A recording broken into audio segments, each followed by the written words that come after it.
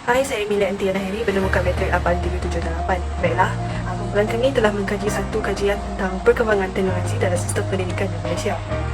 Bagi memenuhkan keperluan kebanyakan negara yang sedang tumbuh dengan pesat, sistem penyampaian pendidikan perlu dipertingkatkan. Antara langkahnya adalah dengan mewujudkan satu sistem pendidikan yang membolehkan pencapaian pelajar dipertingkatkan melalui penggunaan teknologi. Teknologi yang berkembang ini dapat memberikan kesan terhadap pendidikan iaitu dapat mengubah cara pembelajaran, misalnya penggunaan telefon pintar dalam sesi pembelajaran berlangsung. Penggunaan teknologi seringkali digunakan dalam pembelajaran, tetapi penggunaannya terhad telah menyebabkan banyak cabaran yang dilalui oleh para guru yang sudah berusia maupun pelajar yang kurang berkemahiran dalam penggunaan teknologi seperti komputer, telefon pintar dan sebagainya. Hai, saya Winilady Anak Serama, memegang nombor metrik 87097, akan menerangkan kerangka teori bagi tugasan subjek Filosofi and Current Issue. Kemudian kami telah memilih dua unsur falsafah, yaitu falsafah pendidikan dan falsafah teknologi. Saya akan menerangkan tentang falsafah pendidikan. Falsafah pendidikan adalah konsep asas matlamat pendidikan, fungsi dan proses utama bagi mencapai hasil pendidikan yang diinginkan. Menurut John Dewey, seorang ahli falsafah pendidikan terkemuka, pendidikan mesti mempertimbangkan nilai individu dan sosial dalam proses pembelajaran. Di samping itu, William Hart Kilpatrick melihat bahwa pendidikan harus memberi tumpuan kepada pengalaman langsung dan praktikal dalam kehidupan seharian pelajar. Sementara itu, Reginald D. L. Campbell menambah bahwa pendidikan mestilah merangkumi proses refleksi dan penilaian pembelajaran. Pandangan daripada pakar pendidikan seperti ini membantu kami memahami kepentingan falsafah pendidikan dalam institusi pendidikan berkesan serta membantu pelajar mendapat hasil pembelajaran yang maksimal.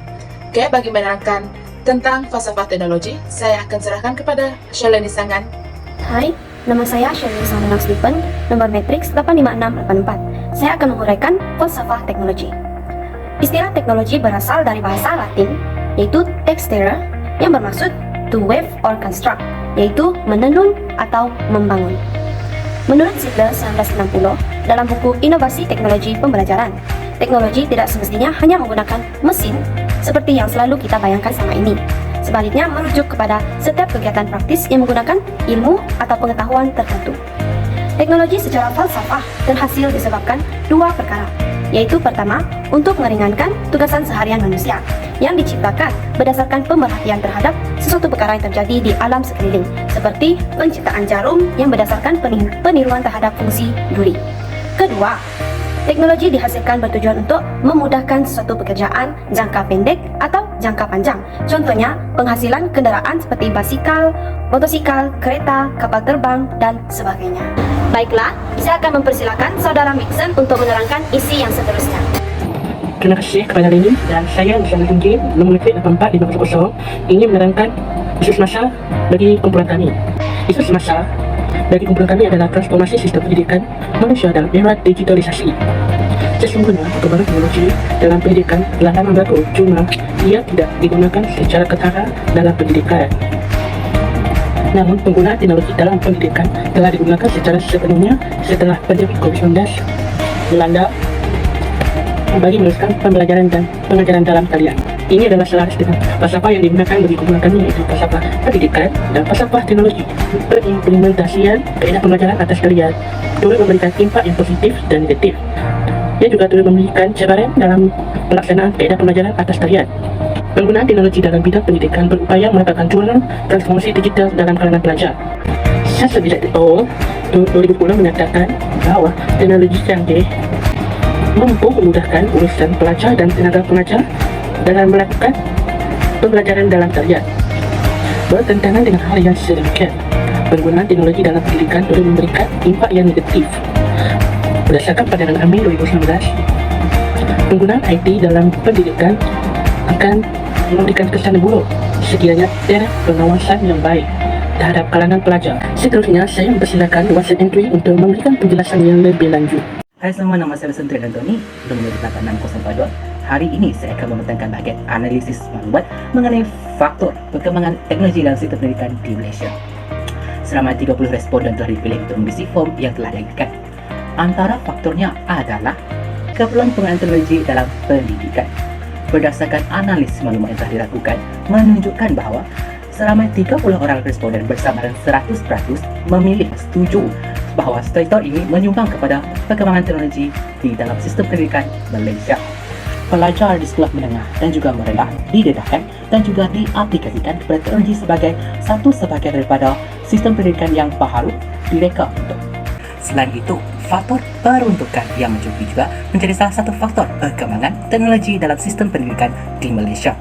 Berdasarkan analisis maklumat yang telah dilakukan, menunjukkan bahawa 23 orang responden bersamaan dengan 77% memilih setuju, manakala 3 orang responden bersama dengan 10% tidak bersetuju dan selebihnya beritu seramai 4 orang responden tidak pasti bahawa faktor ini menjadi satu faktor yang menjadi perkembangan teknologi dalam sistem pendidikan di Malaysia. Sebagai sebuah sekolah, bantuan kerajaan amalah penting untuk membiayai keperluan pendidikan. Hal ini dikatakan demikian kerana dengan adanya peruntukan yang mencukupi, para pihak sekolah mampu menggantikan sistem pendidikan yang tradisional kepada sistem pendidikan yang lebih moden. Faktor yang ketiga adalah faktor dorongan dan kalangan pelbagai pihak yang berkenaan. Berdasarkan analisis maklumat yang telah dilakukan menunjukkan bahawa seramai 27 orang responden bersamaan dengan 90% memilih setuju, manakala selebihnya yang berjumlah 3 orang responden yang bersamaan dengan 10% memilih tidak pasti bahawa faktor ini merupakan faktor yang menyebabkan berlakunya perkembangan teknologi dalam sistem pendidikan di Malaysia. Pelbagai usaha yang dilakukan oleh pihak kerajaan bagi memudahkan penyediaan guru dan perkara ini benar-benar dilakukan oleh mereka.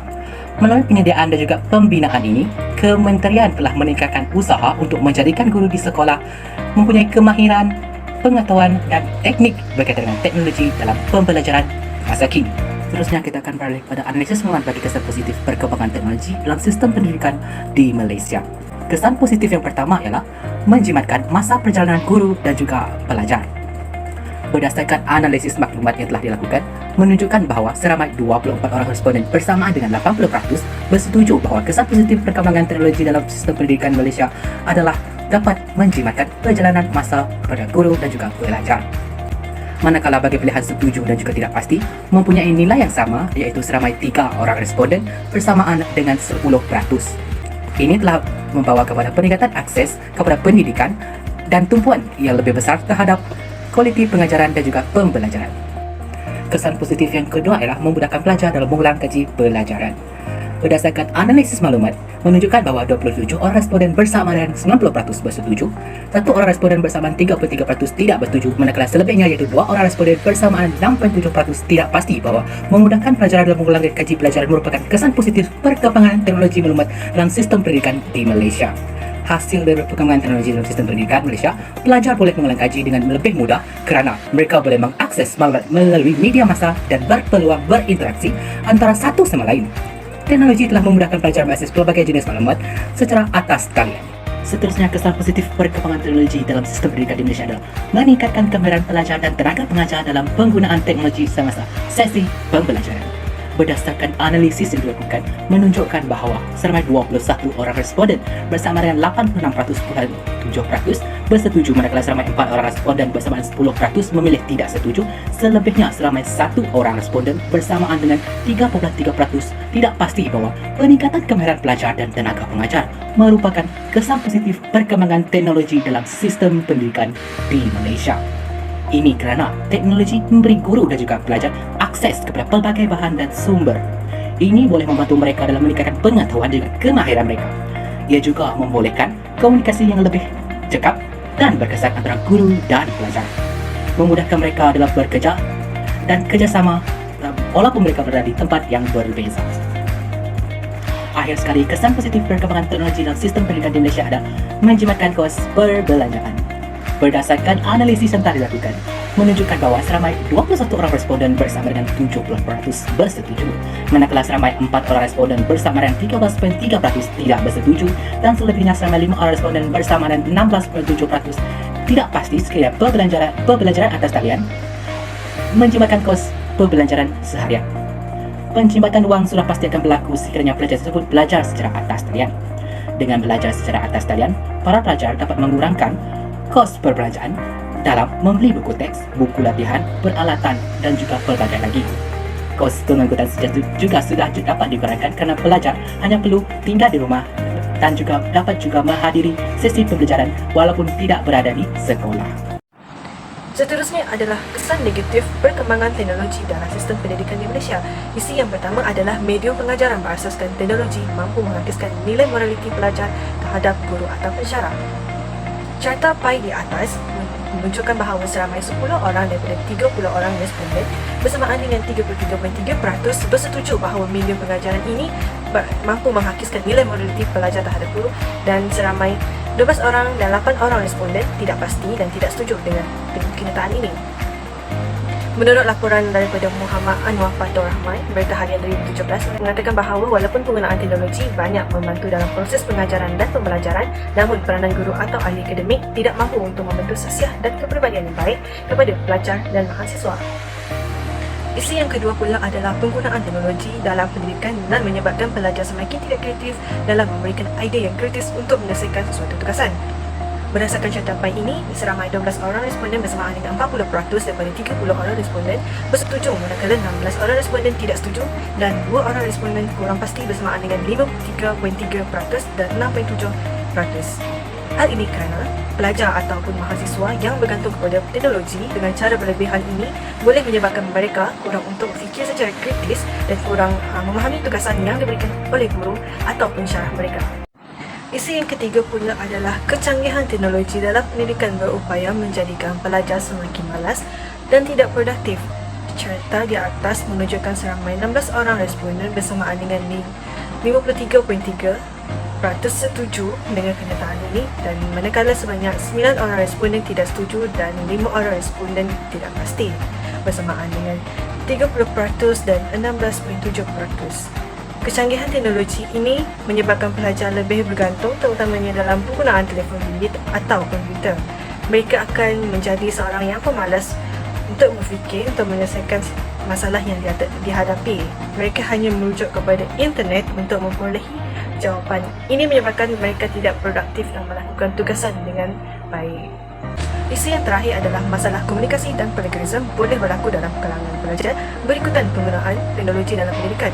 Berdasarkan carta ini, seramai 26 orang responden bersamaan dengan 86.7% bersetuju, manakala 4 orang responden bersamaan 33% tak pasti bahawa masalah komunikasi dan plagiarism boleh berlaku dalam kalangan pelajar berikutan penggunaan teknologi dalam bidang pendidikan.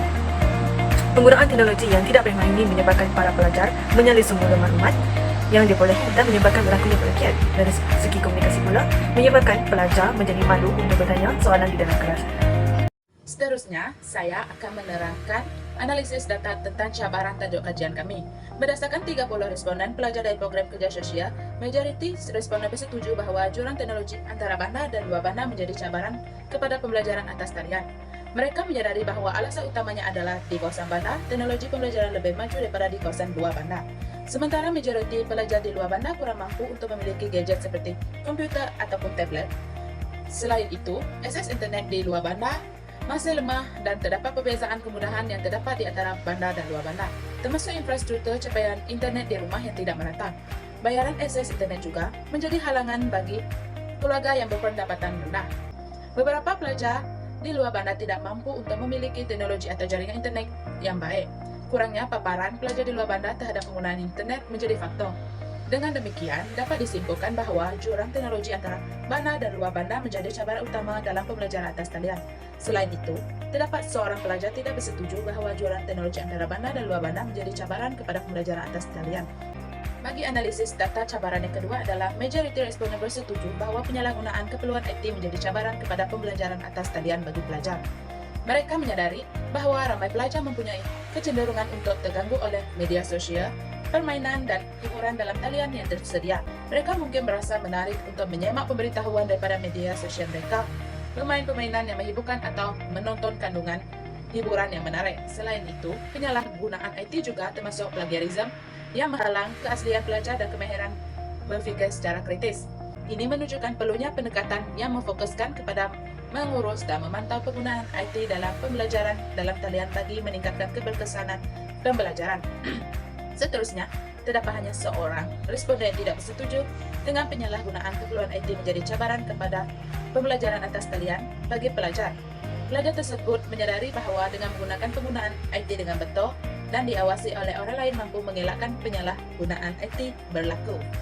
Hai, saya Valerie Shuri, anak usul pembekalan metrik 87103. Saya ingin menyambung cabaran yang telah dikusulkan oleh rekan saya, yaitu saudara Winnie. Selain itu, pembelajaran secara atas talian memakan masa dan tugas guru. Berdasarkan pandangan 30 responden pelajar dari program kerja sosial, seramai 16 responden tidak bersetuju bahawa pembelajaran atas talian memakan masa dan tugas guru. Hal ini demikian kerana pengurusan masa adalah satu masalah utama dengan pembelajaran dalam pembelajaran atas talian. Pembelajaran atas talian mungkin menjadi komunikasi yang lebih mencabar berbanding dengan kelas tradisional. Ini menyebabkan lebih banyak kerja dan tanggungjawab kepada guru dan pelajar. Seramai 14 responden bersetuju bahawa pembelajaran atas talian membebankan masa dan tugas guru. Hal ini kerana persediaan lebih baik diperlukan untuk pembelajaran atas talian. Ini termasuk menyusun bahan pembelajaran, mengubah format dan memastikan ia tersedia untuk semua pelajar. Secara keseluruhannya, walaupun pembelajaran atas talian boleh memakan masa dan tugas guru, sokongan yang sesuai juga menjadi potensi untuk meningkatkan pembelajaran dan bermanfaat kepada pelajar. Seterusnya, tahap kemahiran guru dalam penggunaan IT menjadi cabaran dalam pembelajaran atas talian. Berdasarkan pandangan 30 responden pelajar dari program kerja sosial, seramai 25 responden bersetuju bahawa tahap kemahiran guru dalam penggunaan IT menjadi cabaran dalam pembelajaran atas talian. Hal ini demikian kerana tidak semua guru mempunyai kepakaran dan pengetahuan teknologi yang sama. Beberapa pendidik mungkin tidak biasa dengan penggunaan alatan IT atau tidak tahu cara memasukkan teknologi ke dalam proses pembelajaran. Selanjutnya, seramai 50 responden tidak bersetuju bahawa tahap kemahiran guru dalam penggunaan IT menjadi cabaran dalam pembelajaran atas talian. Hal ini kerana penting bagi institusi pendidikan untuk menyediakan guru dalam yang sesuai untuk berkelanjutan dalam penggunaan IT. Tambahan pula, kerjasama dan bertukar pengetahuan antara guru boleh menjadi sumber berharga untuk meningkatkan kemahiran IT mereka. Kesimpulannya, sistem pendidikan Malaysia telah dipengaruhi secara ketara oleh kemajuan teknologi. Fokus pendidikan ialah falsafah teknologi dan falsafah pendidikan. Teknologi telah meningkatkan akses kepada pendidikan di Malaysia. Untuk menjelaskan konsep teknologi dengan cara lebih visual dan interaktif, guru boleh menggunakan simulasi peringkat lunak, pendidikan dan multimedia. Ini meningkatkan pemahaman guru, pelajar dan menjadikan pembelajaran lebih menarik dan kreatif. Kerana terdapat peluang untuk berinteraksi dan maklumat yang boleh diakses melalui media massa, teknologi ini boleh membantu pelajar untuk mengulang kaji. Selain itu, terdapat kesan dan kesukaran yang disebabkan oleh penggunaan teknologi dalam sistem pendidikan Malaysia. Segelintir pelajar menyadari hakikat bahawa pembelajaran atas talian mengganggu tumpuan mereka. Walaupun pembelajaran melalui internet boleh mengambil masa dan tugas guru, dengan sokongan yang sesuai, ia juga menjadi potensi untuk meningkatkan pelajar dan bermanfaat kepada pelajar, guru dan sistem pendidikan di Malaysia. Sekian.